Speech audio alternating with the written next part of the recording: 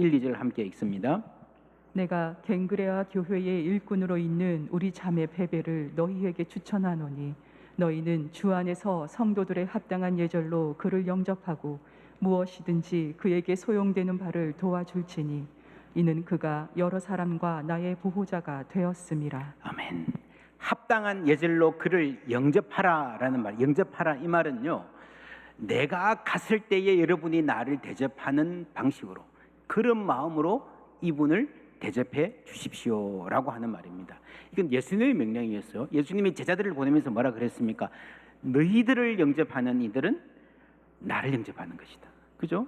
분명히 복음서에 나오죠. 똑같은 맥락입니다. 그래서 바울의 부탁은 내가 직접 여러분에게 로마에 가서 만나는 것처럼 내 편지를 들고 가는 이분을 그렇게 똑같이 대접해 주십시오라고 하는 말이죠. 바로 이게 오늘날 많은 그리스도인들이 목회자가 신방을 가면 사람이 왔지만 하나님이 보내셔서 하나님이 예수님이 오셨다 하는 느낌으로 대접하는 전통과도 관련이 있습니다. 성경에 맞닿아 있는 전통입니다. 편지를 전달한다는 것은 요즘으로는 간단합니다. 편지를 써가지고 봉투 붙여서 갖다 줘라 이러면 그냥 심부름이에요. 근데 옛날에는 좀 달랐습니다. 22절 함께 읽습니다. 이 편지를 기록하는 나 더디오도 주 안에서 너희에게 문안하노라. 예, 이 편지를 기록을 바울이 직접 한 게 아니라 불러주고 받았었습니다. 받았었는데 당시에 편지를 어떻게 불러주고 받았었는가 하면요, 그냥 저쪽에 사람이 앉아 있고 바울이 왔다 갔다 부릅니다. 실제로 말을 한다 생각하고 부르는데 부르는 그대로 또박또박 서기처럼 받아쓰는 경우도 있고, 내용을 이야기하면 본인이 다듬어서 쓰기도 합니다. 그래서 대부분 이 대필이라고 하는 게 사실은 대필이라기보다는 함께 쓴다는 느낌이 강해요. 바울 서신에 처음에 보면요, 바울이 혼자 보내는 서신보다 바울과 실로아노와 디모데는 이런 식으로 공동 발신자가 많은 것도 그런 이유입니다. 그 편지를 불러주고 쓰고 하는 이 과정에서 베베도 같이 했을 가능성이 대단히 높습니다. 그러니까 이 편지의 내용을 함께 알고 부분적으로 함께 참여했을 가능성이 높고요. 또한 이 베베가 로마의 편지를 들고 가서 로마 교인들이 함께 모였을 거 아닙니까? 그죠? 당시에는 하나씩 나눠져 가지고 집에 가서 읽어보는 게 아니라 바울이 보낸 편지를 읽는 그것이 바로 설교고 예배였어요. 근데 로마 교인들이 모여 있을 때에 이 처음으로 이 로마서를 낭독한 사람도 베베였을 가능성이 대단히 높습니다. 그러니까 이 로마의 교인들은 바울이 보낸 사람 베베, 그리고 바울의 음성으로 읽어주는 사람 베베, 바울의 심정을 그대로 전달해 줄 수 있는 사람으로 베베를 본 것입니다. 그리고 바울이 그렇게 말하죠. 그에게 소용되는 바를 도와줄지니 함께 의논을 좀 하시오. 이 말은요, 바울이 지금 로마서를 쓰면서 스페인 선교를 계획하고 있잖아요. 근데 바울이 여기에 오시면 어떻게 함께 선교를 돕고 함께 계획할 것인가, 그 스페인 선교에 대한 중요한 계획들을 함께 나누고 계획을 수립하고 기도하기를 바랬을 것 같습니다. 이 베베는 갱그라 교회의 지도자였고요, 바울과 많은 사람의 보호자였다라는 말이 나옵니다. 프로스타티스, 여성 후견인, 페이트론네스라는 말인데요, 보호자, 후견인 혹은 스판서. 올림픽에 어떤 종목이 금메달 따면요, 그 협회장 누구다 하잖아요. 그런 존재였을 것 같습니다. 이 페이트론이라는 말은요, 당시 사회에서 굉장히 중요한 자주 쓰이는 말이었는데 성경에 딱 한 번밖에 안 나옵니다. 딱 한 번 나오는 그게 남자가 아닌 여성, 이 베베의 경우에 나옵니다. 굉장히 중요한 위치를 가졌던 사역자다라는 것을 알 수 있습니다. 또한 우리가 브리스가와 아굴라라고 불리는 이 부부에도 주목해야 됩니다. 3절부터 함께 읽습니다. 너희는 그리스도 예수 안에서 나의 동역자들인 브리스가와 아굴라에게 문안하라. 그들은 내 목숨을 위하여 자기들의 목까지도 내놓았나니 나뿐 아니라 이방인의 모든 교회도 그들에게 감사하느니라. 또 저의 집에 있는 교회에도 문안하라. 예, 또 저의 집에 있는 교회, 그 가정의 교회가 모였다라는 말이죠. 로마에서 이 두 사람은 부부입니다. 브리스가가 아내고요, 아굴라가 남편입니다. 그 옛날에 남성 중심 사회에서 남편이 아닌 아내 이름이 먼저 나오는 것은 대단히 특이하죠. 아마도 교회 안에서 아내가 더 유명했을 가능성이 높습니다. 어떤 장로님 부인 그러면 잘 모르는데요. 어떤 권사님 남편 그러면 아는, 그죠? 훨씬 더 열심히 섬겼던 그런 분이었을 것 같습니다. 이런 말을 쓴 게요 아주 재밌어요. 아마도 이런 말을 쓸 때에 아굴라라는 남편이 되게 기분 나빠했으면 못 썼겠죠. 그죠? 그 서로를 존중한다는 겁니다. 그런 걸 넘어섰다는 겁니다. 이 말을 쓰는 바울도 그렇고 이런 말이 자연스럽게 통용될 수 있는 그 공동체도요. 이게 복음이 변화시킨 공동체, 남성과 여성의 차별을 넘어서기 시작하는, 완벽하게 극복은 안 됐겠지만 넘어서기 시작한 그 문화를 보여줍니다. 여러분, 아직까지도 한국에서 여성 인권 문제가 심각하잖아요. 뭐 많이 나아졌지만 사회 각 분야에서 여전히 강고한 유리천장이 존재한다라고 하는 말이 많은 것 같습니다. 얼마 전까지만 하더라도요, 여성들이 차를 몰고 가다가 운전하다가 좀 서툴게 하면요, 뒤에서 그러죠. 여자가 집에서 밥이나 하지 뭐하러 다니냐 그러잖아요, 그죠? 그래서 한때 그랬대요. 어떤 여자분이 운전하면서 차 뒤에다가 지금 밥하러 갑니다 하고 써붙이고 다녔대요. 근데 여러분, 이번에 올림픽을 봐도요, 야, 한국 여자들 정말 대단합니다. 뭐 메달 딴 사람도 그렇고 못 딴 분들도 그렇고요. 얼마나 저는 그 모습 보면서, 야, 이 여자들이 집에서 밥만 했으면 어쩔 뻔했냐. 사회 각 분야에서 그렇습니다. 오늘의 한국이 불가능했습니다. 이 여성의 리더십이 확립되기 시작하는 게 한국은 겨우 수십 년 전에 시작된 일입니다. 그런데 교회에서는요 2000년부터 아주 활발하게 일어났다는 것은 놀라운 일입니다. 또한 우리가 집에서 밥이나 하라 그럴 때에 밥하는 것을 경시하는, 가정을 경시하는, 그죠? 밖에 나가서 하는 일반 중요하고 가정에서 살림 살고 아이들 키우고 가정을 잘 꾸리는 게 이게 별것 아닌 일이다라고 하는 생각을 극복해야 됩니다. 살림 참 소중한 일입니다. 우리가 브리스길라와 아굴라의 집에서 일어났던 일을 보면 알 수 있습니다. 우리 사도행전 18장인가요? 함께 읽겠습니다. 그 후에 바울이 아덴을 떠나 고린도에 이르니 아굴라라 하는 본도에서 난 유대인 한 사람을 만나니 글라우디오가 모든 유대인을 명하여 로마에서 떠나라 한 고로 그가 그 안에 브리스길라와 함께 이달리아로부터 새로 온지라. 바울이 그들에게 가매 생업이 같음으로 함께 살며 일을 하니 그 생업은 천막을 만드는 것이더라. 안식일마다 바울이 회당에서 강론하고 유대인과 헬라인을 권면하니라. 예. 생업이 같음으로 함께 살며 일을 하니, 이게 바울과 아굴라 가정의 만남, 첫 만남, 이 가정의 인생을 바꾸었던, 그리고 그리스도교의 역사에 굉장히 중요한 족적을 남겼던 그 위대한 만남의 시작이었습니다. 생업이 같음으로 함께 살며 일을 하니. 이 아굴라와 브리스길라는요 본래 로마에 살던 유대인들이었는데 클로디우스 황제, 아까 우리 해전 장면 보셨죠, 그죠? 그 황제가 유대인들 나가라 그랬을 때 쫓겨났죠. 그래서 고린도로 왔습니다. 고린도는 꽤 상업적으로 활발한 도시였습니다. 항구 도시기도 했고요. 그래서 거기서 이제 뿌리를 내리고 천막 사업을 하는데 어느 날 똑똑 문을 두드리는 사람이 있습니다. 저도 유대인이고 천막을 좀 키울 줄 아는데 저를 좀 채용해 주시겠습니까? 그래서 그 사람을 자기 집에 들여서 먹고 자면서 함께 일하자 했는데 그 사람이 바울이었어요. 그렇게 시작한 겁니다. 그래서 여러분, 그 안에서 브리스길라와 아굴라가 바울을 만나고 바울을 통해서 예수를 만나는 겁니다. 여기서 아주 중요한 선교의 패러다임이 많이 출발합니다. 첫 번째로 텐트 메이킹이란 말 아십니까? 텐트 메이킹은 그냥 단순히 천막 만드는 일이 아니라 자비랑 선교를 말하는 선교 용어입니다. 선교사님들이 일해가면서 스스로 생활을 꾸려가면서 하는 선교, 다른 물질적인 지원을 안 받고 자비량 선교를 말합니다. 최근에는 이게 좀 더 발전해서요, 비즈니스 as 미션, 텐트 메이킹은요 선교를 하기 위해서 사업을 갖고 돈을 벌어가면서 선교를 한다는 건데, 비즈니스 as 미션, 줄여서 BAM, BAM이라고 하는 거는요 사업 자체 자체가 선교가 될 수 있다는 거예요. 선교를 하기 위해서 사업을 하자, 돈 벌어서 하자 이게 아니고요.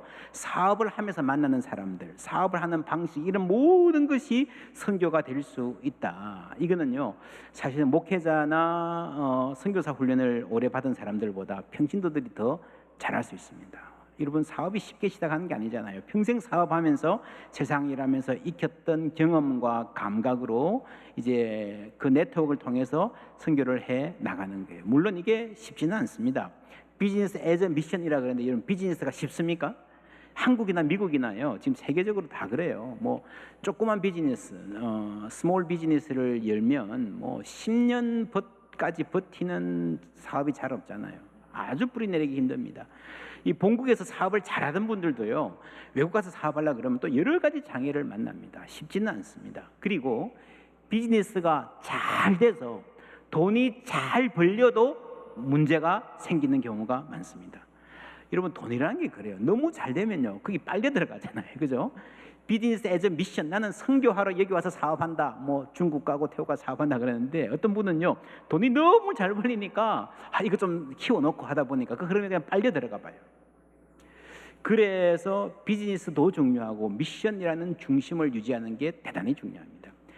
브리스길라와 아굴라는 훌륭한 선교사로서의 삶을 끝까지 유지할 수 있었는데, 비즈니스 하면서도요, 그것은 이분들이 철저한 훈련을 받았기 때문입니다.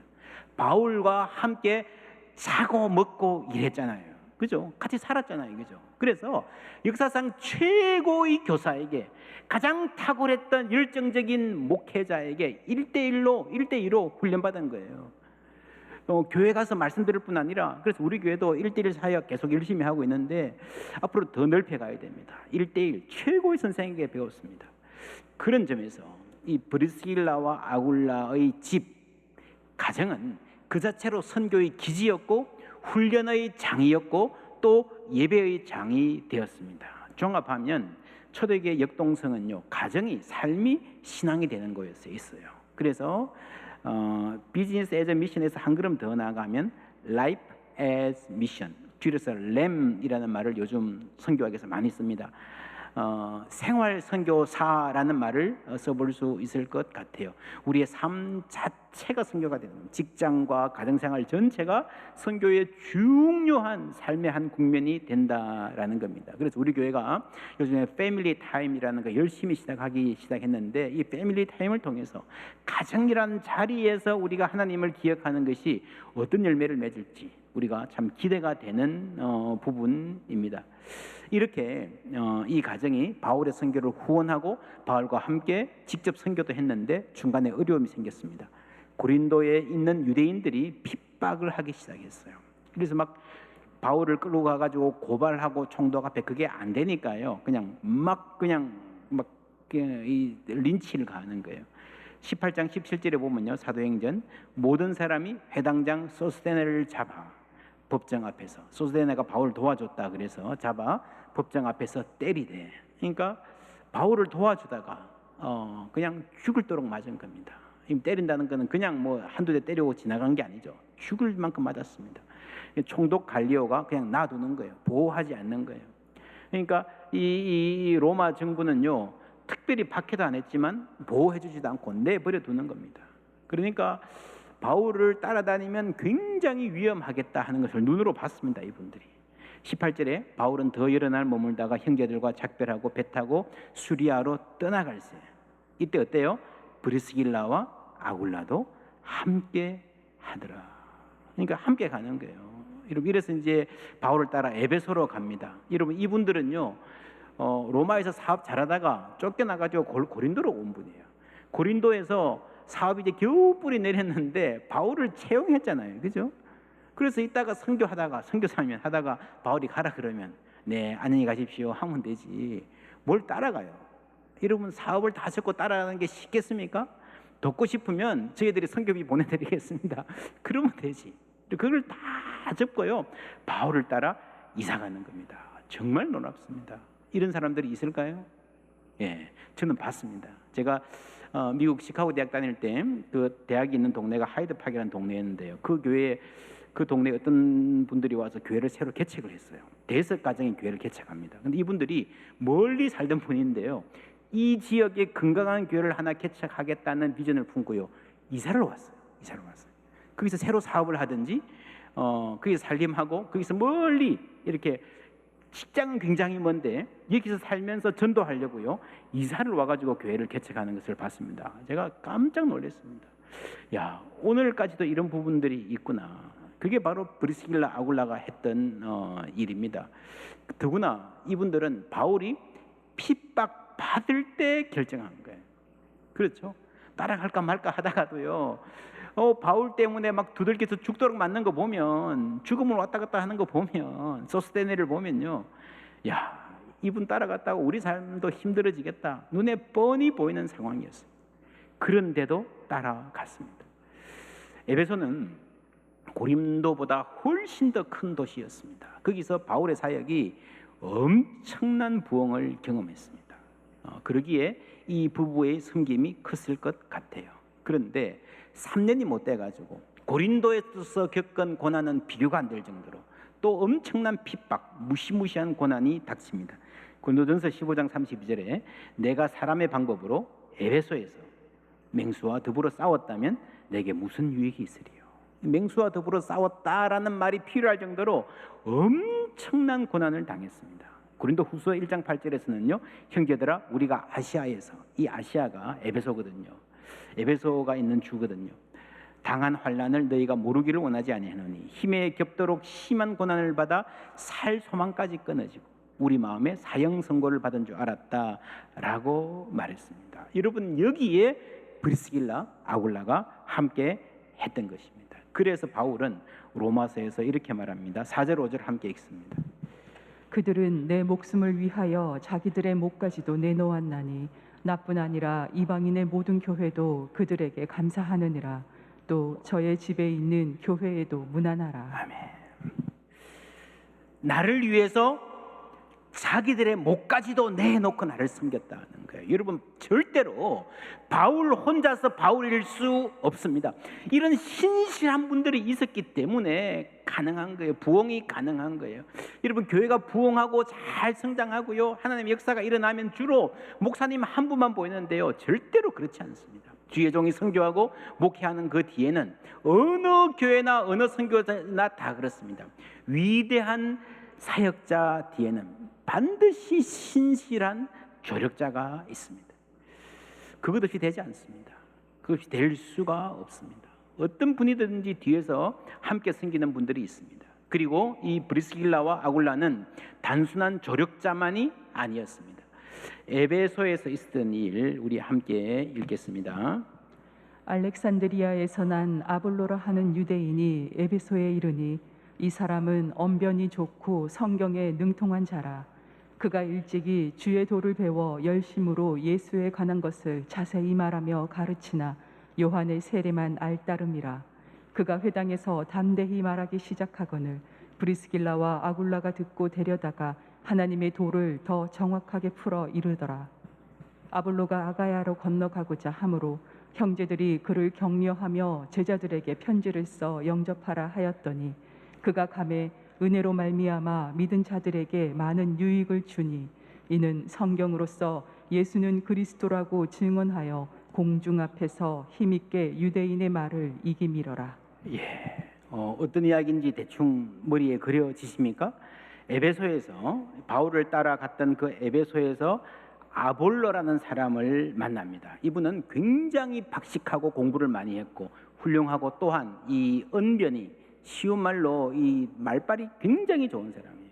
근데 이분이 복음을 전합니다. 근데 들어보니까 좋은데 굉장히 탁월한데 잘 못 배웠어요. 그래서 브리스길라 아굴라가 자기 집에 데려가서 처음부터 차근차근하게 예수 그리스도의 복음을 가르칩니다. 여러분, 뭐가 생각나십니까? 1대1 훈련, 그죠? 바울한테 브리스길라와 아굴라가 훈련을 받잖아요. 그 다음에 아볼로라는 분을 데리고 와서 그대로 가르치는 거예요. 그 가르치는 가운데에 아볼로가 나는 고린도에 가고 싶습니다 라고 말을 하는 거예요. 여러분, 이 말이 어떻게 생겼을까? 아마도 여러분 1대1 훈련 해본 분들은 아실 거예요. 성경 내용만 가르치는 게 아니라 서로 기도 제목을 나누잖아요. 브리스길라와 아굴라의 마음에는 자기들이 에베소에 가서 열심히 사역하고 있지만 두고 온 고린도 교회에 대한 아쉬움, 책임감, 그리운 마음이 있었을 거예요. 그래서 분명히 고린도 교회를 위해서 기도해달라고 이야기했을 거예요. 어느 날 고린도 교회를 위해서 기도를 하고 나누고 집에 가는데 이상하게 아볼로의 마음에 이 고린도 교회라고 하는 이 교회에 대한 마음이 떠나지를 않는 거예요. 여러분 그럴 때 있지 않습니까? 어떤 기도 부탁을 받았을 때에 그 사람들에 대한 어떤 책임감, 하나님이 주시는 영적 부담감이 떠나지는 않는 거예요. 그래서 함께 상의하다가 내가 고린도로 가서 사역하겠습니다. 아니, 당신 고린도 아냐? 몰라요. 아는 사람도 없어요. 그래서 브리스길라와 아굴라, 에베소에 있는 형제들이 추천서를 써줍니다. 그래서 그것을 들고 아볼로가 고린도로 가는 거예요. 근데 고린도전서를 읽어보면요 참 재밌습니다. 바울이 교회를 개척해서 1대 목사님이 바울, 2대 목사님이 아볼로예요. 거기서 탁월하게 그리스도를 잘 전하고 함께 가르칩니다. 이 놀랍습니다. 여러분 어떤 면에서 바울은 정말 탁월한 분이었지만 또 어떤 면에서요 아볼로는 더 잘하는 면이 있었습니다. 굉장히 탁월한 웅변가였기 때문에 하나님의 말씀을 잘 전했던 것 같습니다. 그래서 이 교회가 성장해 가는데 초대교회가 뿌리 내렸는데 굉장히 중요한 교훈을 했고 바울과 아볼로 그 중간에 연결을 누가 했습니까? 브리스길라 아굴라라고 하는 요즘 말로 하면 평신도죠. 사업가들이죠. 이분들이 했다는 겁니다. 그래서 오늘 말씀에 보면은 이방의 모든 교회가 그들에게 감사한다고 했는데 여러분 이게 좀 과장 아닌가 싶을 때 그렇지 않습니다. 벌써 여러분 고린도 교회, 에베소 교회 그리고 그 다음에 이분들이 클로디우스 황제의 추방령이 해제되고 난 다음에 다시 로마로 돌아가요. 본래 자기 고향이었잖아요, 그렇죠? 그래서 로마에서도 함께 교회를 잘 섬기고 바울이 와서 함께 선교하기를 기다리고 있는 거예요. 이 중요한 세계 교회에 뿌리를 내렸기 때문에 모든 교회가 감사하고 있습니다. 과장이 아니에요. 그리고 또 있습니다. 당시에 이 에베소는 중심이었기 때문에요. 세계의 아주 중요한 중심이었기 때문에 왕래가 참 많았습니다. 저도 그러니까 당시에 그리스도인들이 여행할 때에 선교사님들이 복음을 전하러 다닐 때에 당시에는 여관이나 호텔 같은 게 참 여의치 않았습니다. 그래서 대부분 뭐 아주 난잡하고 그런 밖에 없어가지고요. 여행을 하는 분들은 지인들 집에 묵어야 여행을 할 수 있는 그런 상황이었는데 초대교회 그리스도인들이 자신의 집을 개방해서 하스피탈리티, 환대를 베푸는 그래서 섬겨준 것이 초대교회 선교가 세계로 뻗어나갈 수 있었던 아주 중요한 원동력이 되었습니다. 브리스길라와 아굴라가 그런 일을 했습니다. 단지 숙식만 제공하는 게 아니죠. 서로 만나서 얘기하잖아요. 그 하나님을 나누잖아요. 서로 위해서 기도해 주잖아요.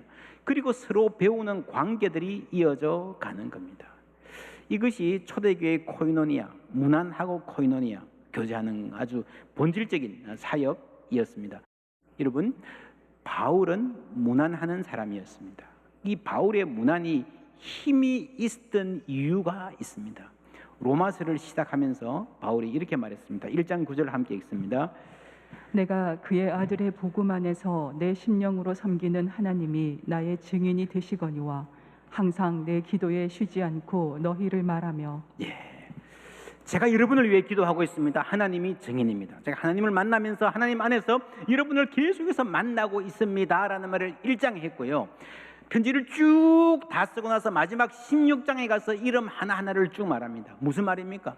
이 둘을 같이 놓고 보면요, 이 16장에 나오는 문안의 목록이, 문안의 이름들이, 이 리스트가 사실은 바울이 늘 마음에 품고 기도하는 기도의 리스트였던 것입니다. 그렇기 때문에, 기도가 있었기 때문에 간단히 한마디만 문안을 해도요, 그 문안이 힘이 있는 거예요. 그 안에 하나님이 함께 하시는 거예요.